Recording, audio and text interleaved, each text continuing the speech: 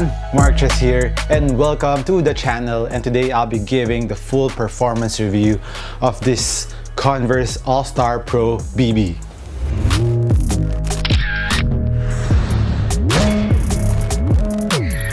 A little background on how I got this pair for all of you who are asking me on Instagram and Twitter.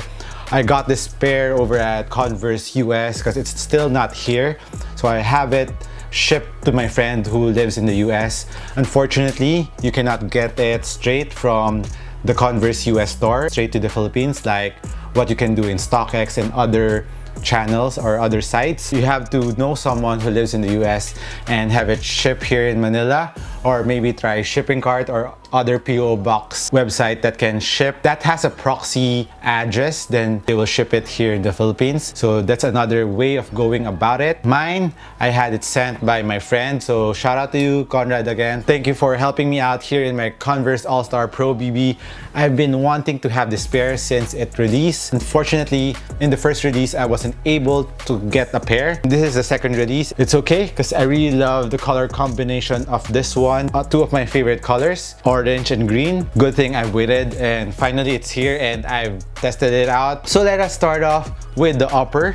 Of course, the upper is made out of a mesh, very thin mesh upper. It is very similar to the mesh found in the Kobe AD NXT 360, but on a more budget model. Don't get me wrong, still very supportive. Ventilation is awesome on these. You can really see inside. If I put my hand in it, it doesn't stretch. It looks very flimsy.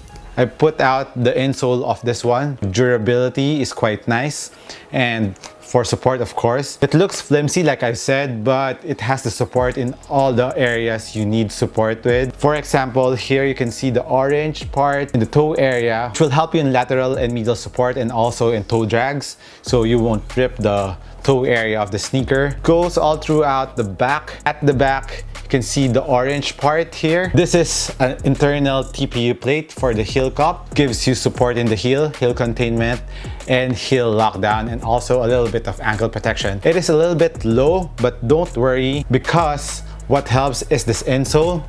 This is a full React insole. It goes up really high in the heel part especially, and also around the lateral area of the sneaker, of the insole rather, and also in the medial part of the insole. It has a comfort arch written in it. Increased sidewall height for maximum containment. You're really supported laterally. You won't be slipping anywhere around the lateral part of the sneaker. And as you can see here, the Converse logo is also here. It also serves as support laterally. It cages the lateral area. It's a really well thought of sneaker. Even though they are paying tribute to the classic Chuck Taylors, they still thought of giving the sneaker support. They really did a good job. It really gives you that classic vibe. I'll be rocking this off court if I'm not playing with this. So if you want a sneaker to play with and also to rock off court, I think this is one of the sneakers to have. I've heard that Converse Philippines, there's a buzz that they might be bringing some basketball sneakers from Converse soon, so watch out for that. It has a traditional tongue lacing system. It's very easy to put your foot in. It is a high, although there's no support up here. When you tighten the laces up here, you feel very contained, which is really nice. Another thing to watch out for, this is a negative thing about the material of the sneaker.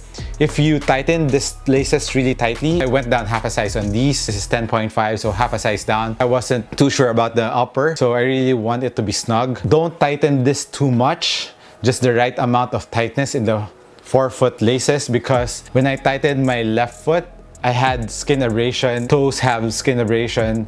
I'll show you a pic here, but be aware of the content. It's a skin abrasion, so don't tighten it too much. I over tightened it in my left pair, but on my right pair I had no issues like that, so watch out for that. That's a warning because there's no underlining foam or material whatsoever on the upper, so that happens, so just don't over tighten it. All right, so now let's move on to the insole. Full React cushion slip-on insole. This one, the white part, helps you from not slipping over the React, so it's a little bit rough. I think even though they don't have this, you will still be very well contained because of the lining here goes up and really hugs your foot very well. With this part, comparing it to the ones in the Kobe AD NXT 360, I like this much better because you can really feel the React cushion all throughout because there's no lunar lawn or cushion whatsoever in this material. You can really feel the bounce. You're really low to the ground and there's enough impact protection on the heel. It's not the maximum impact protection that you can feel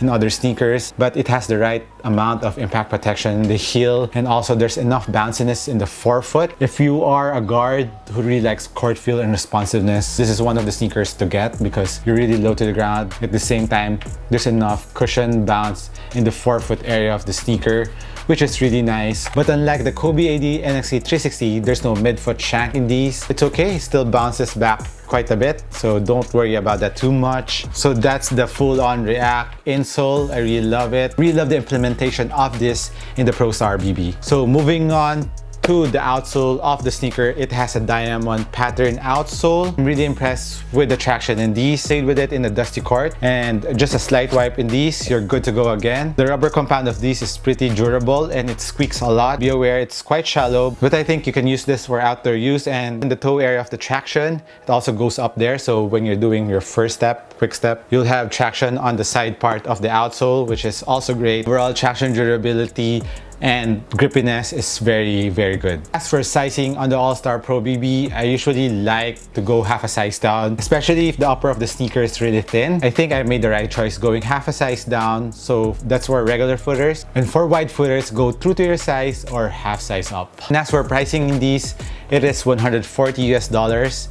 Plus, I paid very slow shipping of $20. I should have paid more, but I paid a US postal fee of $20. So it took around a month to arrive in the Philippines, so that's pretty slow. If you want to do it faster, maybe get DHL or other air shipping. I was just trying to put the cost down on these. So to each his own in the shipping. So if you really like it fast, go with the air shipping. So my final verdict on the All-Star Pro BB, it is a solid performer. It is a very nice, responsive, very nice court feel sneaker, and a very good looking sneaker. You can rock it off court like what I've just said earlier. The cushion is very nice. The traction is also very nice. I was really surprised with the performance in these because on the Kobe AD NXT 360, I really felt like there's not enough cushion on those. But with this one, the cushion is really enough. Also, I measured the sneaker.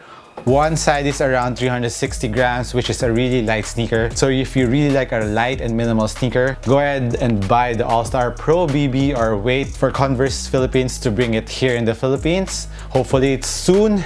So this has been Marches. Once again, hope you like my full performance review on the Pro Star BB. Let me know if you have any questions in the comments down below. Like this video, subscribe, and thank you again for watching this video. Peace.